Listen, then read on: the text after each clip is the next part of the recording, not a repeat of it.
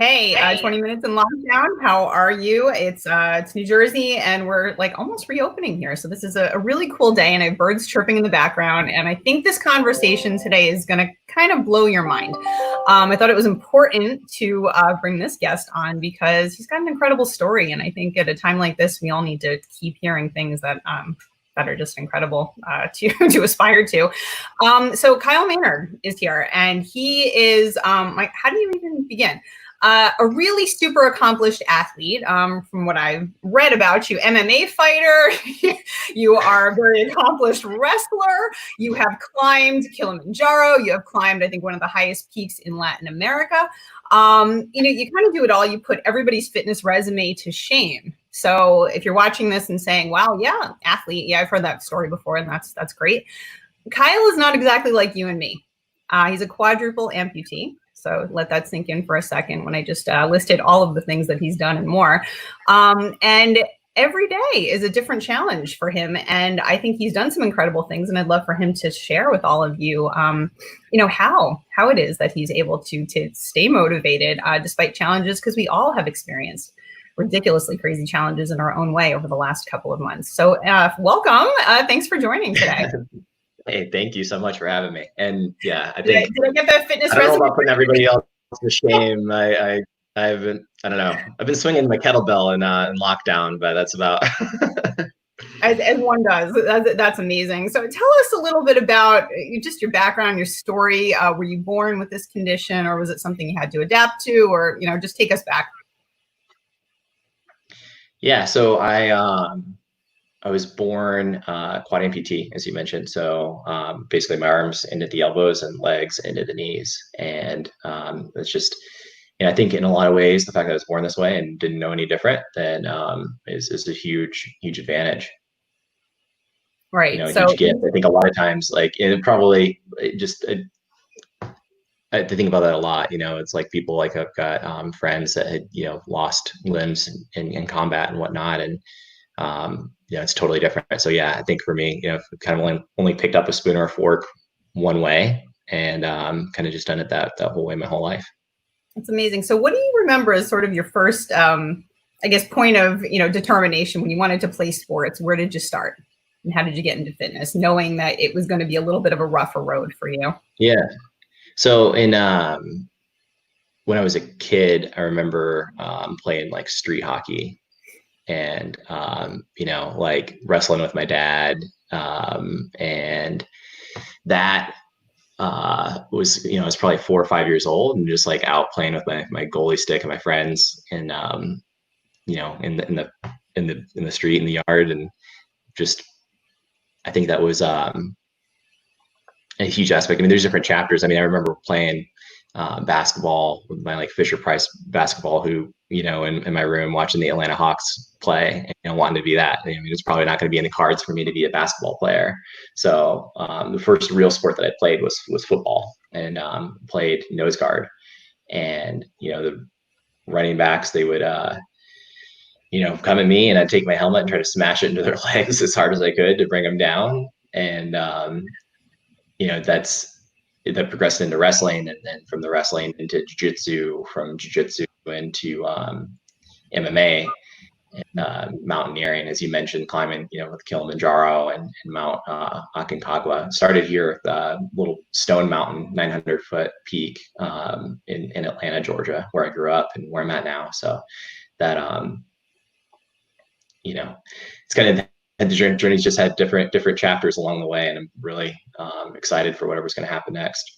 No, I suppose. And when you wanted to climb a mountain, I guess everybody says you take the first step, but most people I know get winded going up the stairs. So when you have to think about something like that, acclimatizing and getting the fitness right, I mean, where did you start for a goal like that? Because I think a lot of us have different levels of goals they want to achieve, but I think the story is always the same. You have to start somewhere. But I mean, knowing that this was going to be incredibly difficult, how did you even start to plan something like that?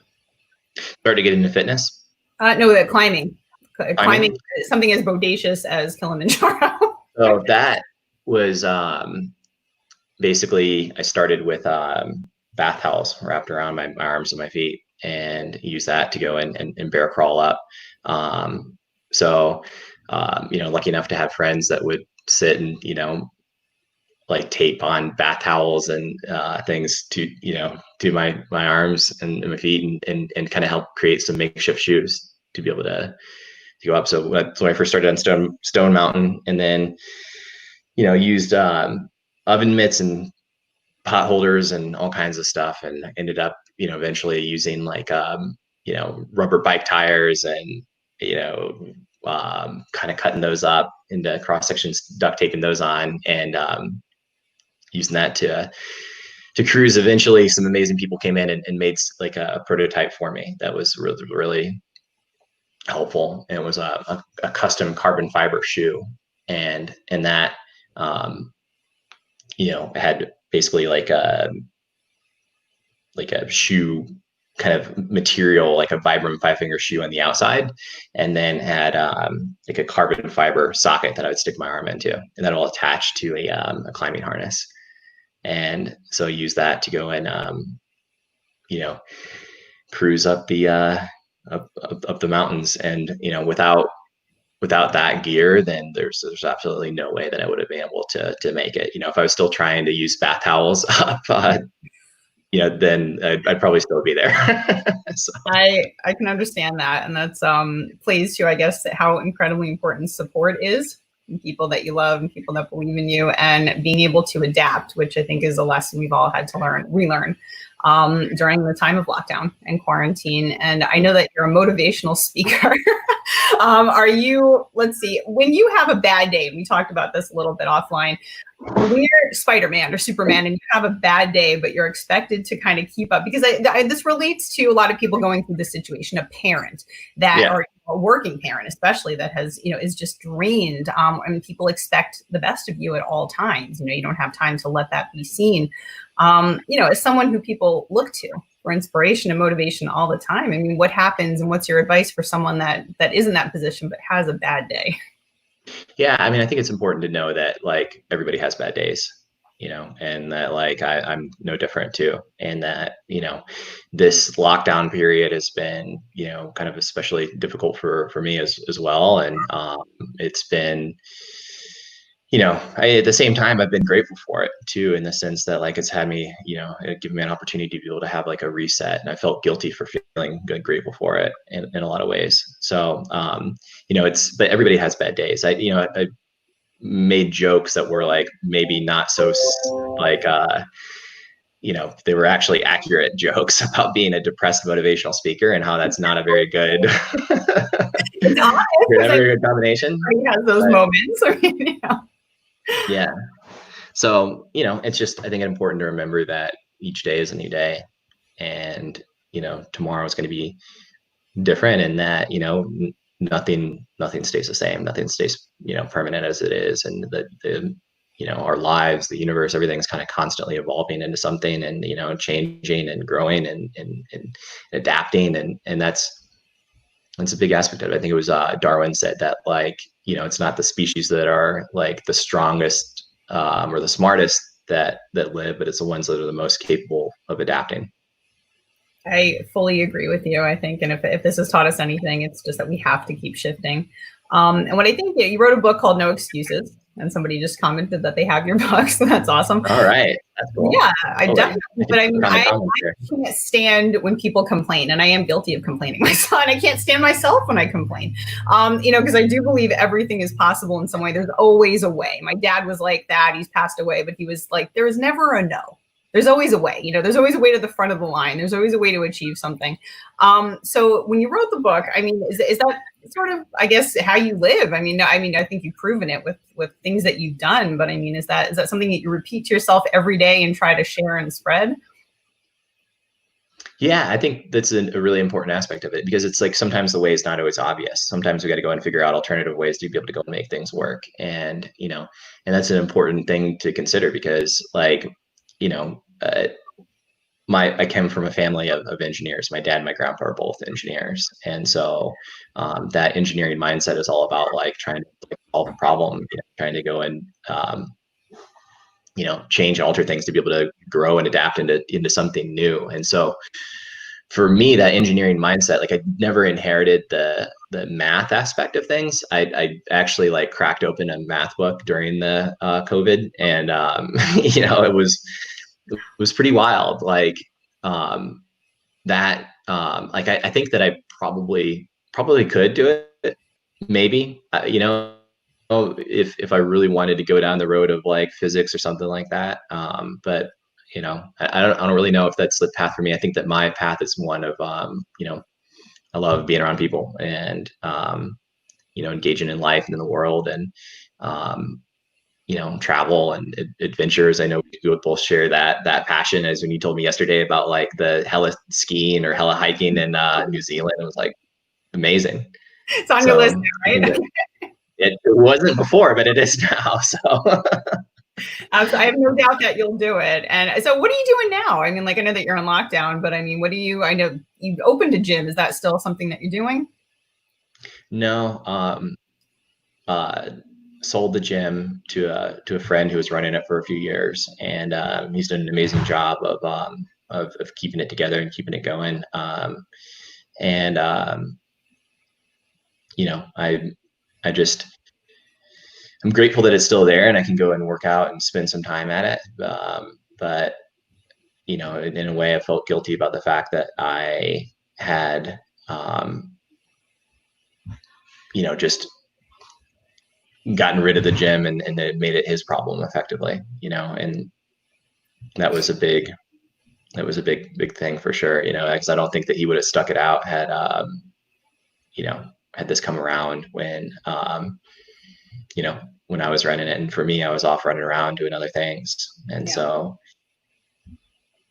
what do you love to do? Is it speaking? What's the passion and the way forward? I love literally everything. It's hard to say. Like there's I think I've really enjoyed the time being at home. I enjoy the time being close to family. I recently, I don't know, I've been considering like going back to college too as an alternative, maybe doing some online classes and some, the time to be able to go and travel. And so I, basically with this, with the virus, it's definitely made me like reassess everything kind of in my life and the direction I want to go and take it. Going to college would be different. It wouldn't be like something I thought was in the cards, but I love history. I love, like chemistry, math, science, all kinds of different things, love business, love, because I'd been around people and, just love being around, especially like people that are, positive people that can go and withstand, going through like, difficult situations too. But I understand too, on the other side, like, there's a lot of pain in the world right now. And that's, just something that's it's been on my mind too, is like, man, like never before have we seen like how much like pain that there really is, and people that are willing to go and sacrifice and and show their rage and their frustration and their angst, about that. And I think everybody's now questioning and looking for that like path forward, what it is that we're going to go and do. And, I hope that this, the American experiment itself will like withstand. It's been, it's like you think one thing is sort of ending and then another begins, and it's just been this rolling roller coaster. Doesn't accurately describe it. So I agree. And I think even just for me personally, it's definitely opened up some new pathways I didn't see before. And, it's been frustrating as hell, I think, for everybody, in their own way. But is it just in you, I guess, because of everything that you just keep going? What's your best advice for somebody who's watching this and is saying, I can't stand this anymore. I can't. Because it seems like you don't have, I can't in your mindset, in your vocabulary. Is that something you have to work on, or are you just born with it? Or what can you work on having? I can't. Just stop. I can't, I guess what's your best piece of advice, or what would you share with somebody that helps you stay motivated despite challenges? I think I draw that source from a lot of different things. I've kind of been like obsessive about trying to like learn to go and train my mind, and since I was a kid, and to just be around other inspiring people that are looking to go and do the same thing. I think that's, in speaking about like America, I think that's one of the like the biggest things that like our country has helped forge more than anything else. Not to say that there aren't, like, I mean, the Olympics, for instance, go way, way back. Like it's an ancient thing to be able to compete um, and fight for something. But I think that like that's a big aspect of why I say, like, and somebody I read, that just commented, the American experiment spoke like a true historian. Yeah. I think that that's, it is like, it's a really special thing for our country to go and like celebrate is that attitude to like compete and drive and to push the envelope and go higher and further, and that's, yeah. And if that to me looks like, going in and studying history to go and try to understand, the past, and where things went wrong, where things went right, then that could be an aspect of it too. There's, but also like after, you and I talked yesterday about like um, like the adventure travel type stuff. I turned on some, GoPro videos and watched that, and saw just like how cool it is to, to be out, skiing and skydiving and all that stuff too, diving, something I kind of miss as well. So yeah, I don't know if that it helps answer that question, but Oh, it does. I think a great point is that, I think a lot of us forgot that the world is still beautiful and the world is still out there and it exists. Yes, there's this virus, but it's going to go away. Something's going to happen. Something's going to change. And the most crystal blue waters are still the most crystal blue waters. The mountains are still there. The snow's still there. So I think, it's just being able to wrap our mindset around the fact that we actually should and can get out and see it again. So that's my feeling on it.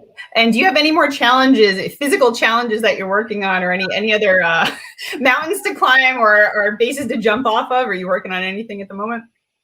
Not so much working on anything in terms of like a specific project, but I've just literally, like I said, kind of been in the garage doing my thing with the kettlebell and like making up my own, games, to play and trying to entertain myself there. So, and it's been it's been a pretty wild experience and so many different fronts, as I'm sure it has been for so many different people. So, I'm sure everybody else is raring to get back out and get back to work, and the lives that have been impacted by this, the lives that have been lost, the jobs that have been lost, it's a tough time for sure. But I think this is probably the time more than ever that we need to be able to,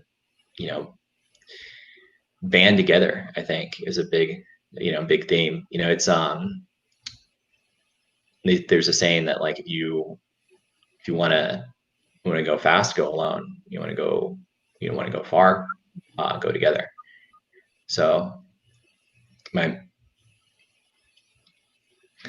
grateful that I've got some, amazing people in my life that, I can rely on with this. And I think that it's definitely, something that's been on my mind. I've felt like moments of guilt for sure, for like having the family that I have to be able to go and fall back on, and to be able to have the people in my life that, that care about me. And other times, like in the last year or so, it's definitely been some ups and downs, and a roller coaster is a good way to put it, for sure. So, I've definitely had that like time of like feeling like guilt for like having the resources that I have, and, grateful. One of my friends taught me, he said, like, use everything to your advantage all the time. So true. And if we've learned anything, it's who we can rely on at these times. So it's awesome. And where can people keep an eye on you? How can they follow you to see what you're up to next? I'm kind of around, different places. I'm kind of hard to, I'm not really like a super big social media fan. But like, I mean, I kind of use it a little bit, but like, I think I'm just kind of like around, and people can, you know, I don't know. I don't really have a good answer for that, but I'm not a social media person. That's like the first time I've heard that answer in a very long time. really, Where can they pick up your book? Let's put it that way. Amazon? hopefully Amazon. I think as long as it's in stock and bookstores, yeah, for your local bookstore. That's great. Well, thank you so much for chatting. And I loved your story. And I'm just glad that we were able to amplify it a bit and share it with everybody. Thank you for opening up your audience. Awesome. All right. You take care and stay safe. Okay. Okay. Awesome. Thank you.